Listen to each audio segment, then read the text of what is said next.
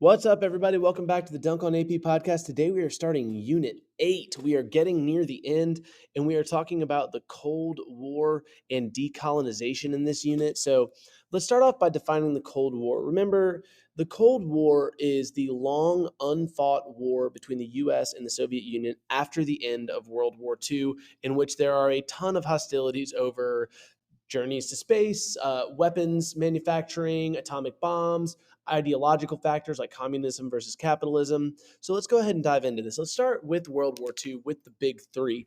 During World War II, the big three, which was the United States, Great Britain, and the Soviet Union, met to plan for the post-war period.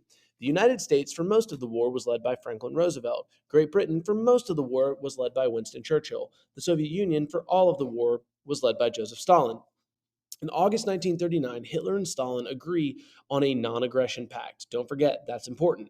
In September 1939, World War II begins. 1941, Germany invades the Soviet Union, breaking the non aggression pact, for those of you keeping score at home.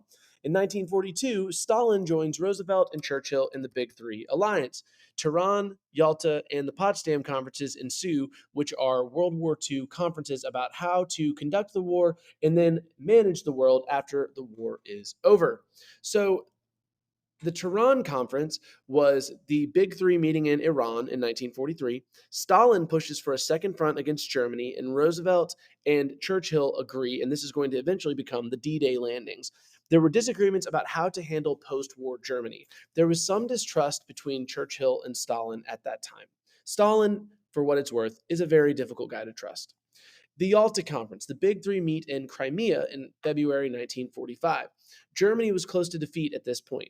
There were disagreements on how to break up Germany post-war. Stalin agrees to fight Japan. In this, he also agrees to allow "quote unquote" free elections in Poland, and he joins the UN. Now, the Potsdam Conference. By this point, Winston Churchill is no longer in power in Britain, and Franklin Roosevelt is dead. So we got a little bit of a power shift here.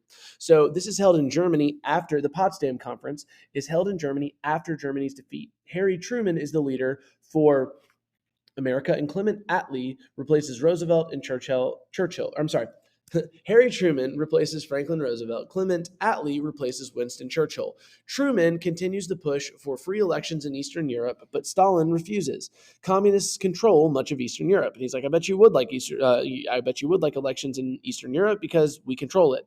There's a lot of distrust between the U.S. and the Soviet Union, and this begins the Cold War era. So you have Stalin joining Roosevelt and Churchill in the Big Three Alliance in 1942. In 1943, you have the Tehran Conference. In February 1945, you have the Yalta Conference. In May 1945, Germany surrenders. And then in July 1945, the Potsdam Conference happens. 1945 is a big year. So the death tolls in World War II should really tell you a lot. The Soviet Union loses around 24 million people, and in their mind, that entitles them to a lot. That entitles them to, hey, we need to get to keep the stuff that we took as a result of the fight, against the Germans, against the Nazis. Whereas the U.S. and Great Britain lose less than a million people in World War II. So post-war Europe, East and Central Europe face destroyed infrastructure and loss of life. Western Europe, Great Britain and France, fare much better.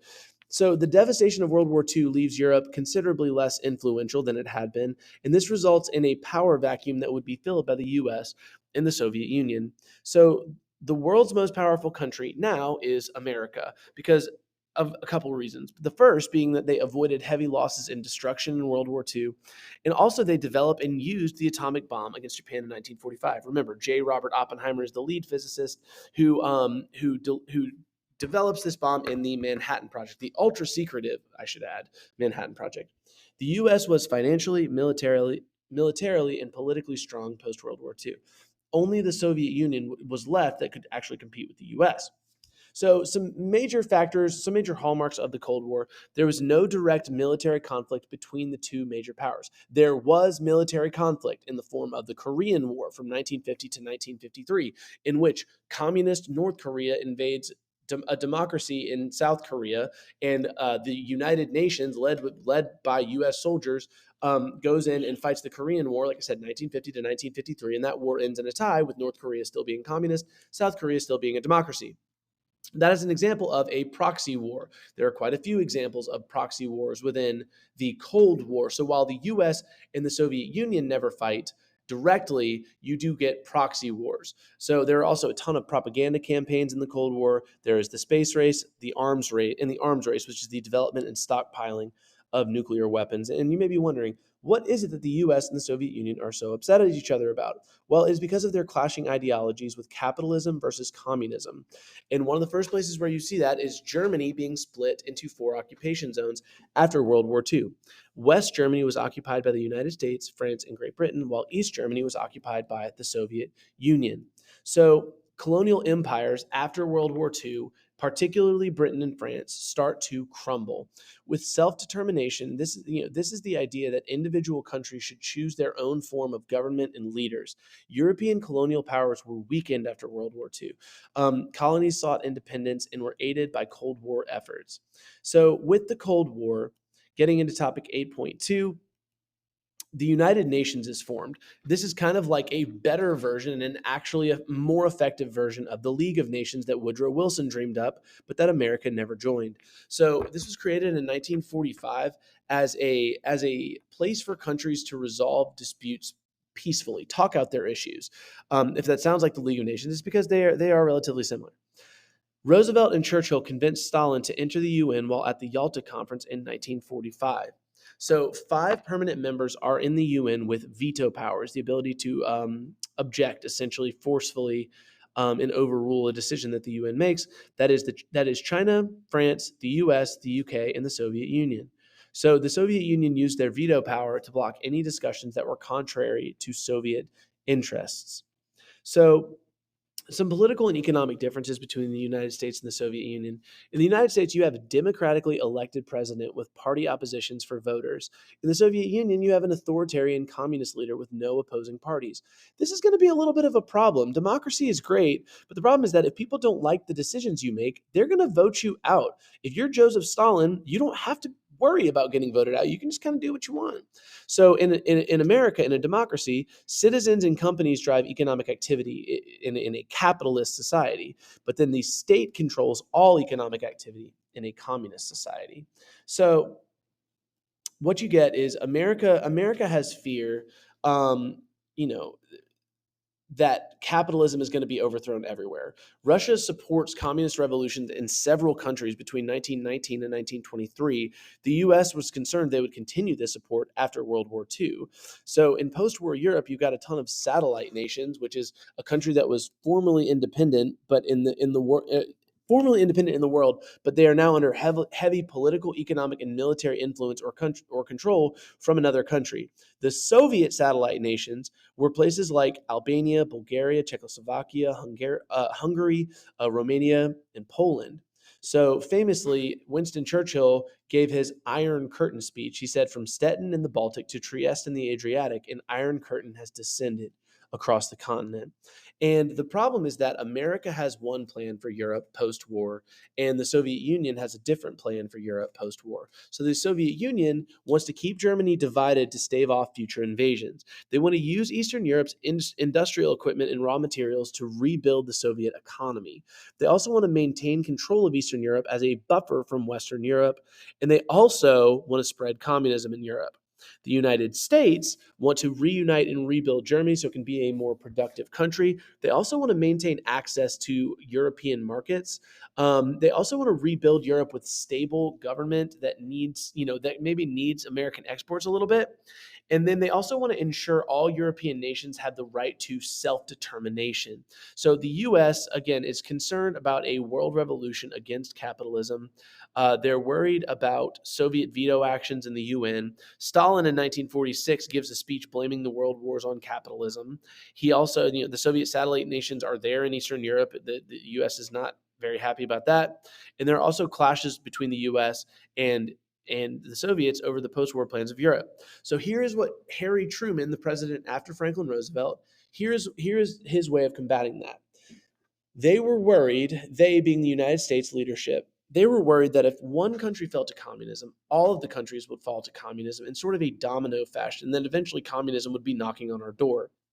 The domino theory is the theory that a political event in one country would cause a similar events in neighboring countries, like a falling domino causing an entire row of upended dominoes to fall. This led to the strategy of what we call containment, taking steps to prevent the spread of communist rule to other countries. So we don't want to go take over communist countries, but we want to keep communism where it is. This becomes known as the Truman Doctrine. Basically, President Truman requests $400 million from Congress to assist Greece and Turkey with resisting Soviet communist influence in the Truman Doctrine. And this is the official start of the Cold War. So essentially what happens here is that Harry Truman says, if you are a country fighting against communism, we're not going to do what they did after World War I, which was sort of let Europe struggle and then fall to the sway of authoritarians. Instead, we're going to support you economically. We're going to support you with troops through the Truman Doctrine. Next is the Marshall Plan, signed into law in 1948. The Marshall Plan, named after Secretary of State George Marshall, provided about $13 billion in aid to Western Europe. The Soviet Union and its eastern satellite states refused to accept aid from the United States. So, moving on from here, basically, you're going to see America is aiding Europe so that we don't get a World War III. That's kind of the big idea here. So, the results of the Marshall Plan were the period. This was the period of fastest growth in Europe's history. Also, industrial and agricultural production levels outpaced pre-war levels.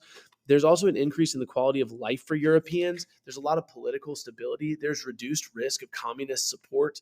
There's also healthy trade relations with the U.S. and the formation of NATO, the North American treaty organization. So the American collective ideology shifts at this time. This is a massive change in American foreign policy from isolationism to interventionism. Then you also get the sort of Soviet response to that, which is the Council for Mutual Economic Assistance. While the Soviet Union and its satellite states refused Marshall Plan aid, this didn't mean Eastern Europe wasn't in need of rebuilding after the war. So the Council for Mutual Economic Assistance was formed by the Soviet Union in 1949, and that assisted with economic ties between nations within the Eastern Bloc. It was a response, basically the Soviet response to the Marshall Plan. So remember, you get the division of Germany, but also within the division of Germany, you get the division of Berlin. In East Germany, Berlin, the capital city, exists. And so Berlin is also cut into four pieces. In 1948, what Stalin is going to do is close off all access to West Berlin, leaving people stranded with only enough food for about 5 weeks. This is going to lead to the Berlin airlift. So this is the blockade on West, the blockade on Berlin creates an emergency situation, and the U.S. and British Air Forces begin the Berlin airlift. They lift through airplanes over the course of over 300 days, 2.3 million tons of supplies, on 277,000 flights. Stalin realizes he can't really take West Berlin, and he lifts the blockade in May 1949. After the Berlin airlift, West Germany becomes the Federal Republic of Germany and is included. It included West Berlin. East Germany and East Berlin became the German Democratic Republic. So part of the Cold War is also the arms race. Remember, the U.S. drops atomic bombs on Japan in World War II. The USSR races to copy the atomic bomb with the help of a number of spies. The hydrogen bombs are developed and are much more powerful even than the atomic weapons. Nuclear weapons testing occurs in remote areas, but people were exposed and injured and even killed in some of these tests. So they can't do that for very long. Weapons delivery systems advancements result in ICBMs, intercontinental ballistic missiles, that can deliver bombs between continents without the need for manned aircraft.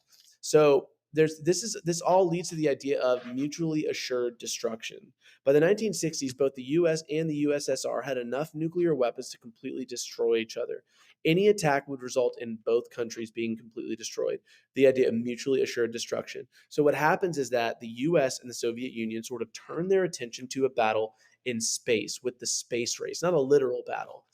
So Russia launches Sputnik, the first satellite to orbit the Earth, in 1957. Yuri Gagarin, a Russian, was the first person in space in 1961.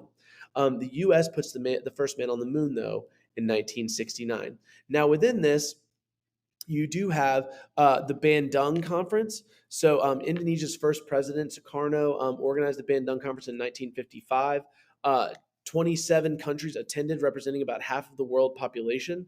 And the goal was to condemn colonialism. And so a big part of this is the non aligned movement. So the five principles of the non aligned movement: mutual respect for each other's territorial integrity and sovereignty, mutual non aggression, mutual non interference in domestic affairs, equality and mutual benefit, peaceful coexistence. And the major pledge here with the non aligned movement is to remain neutral in the Cold War. So, some major leaders of the non aligned movement: you have Jawaharlal Nehru, who was an anti colonial nationalist. He becomes the first prime minister of India upon its independence in 1947.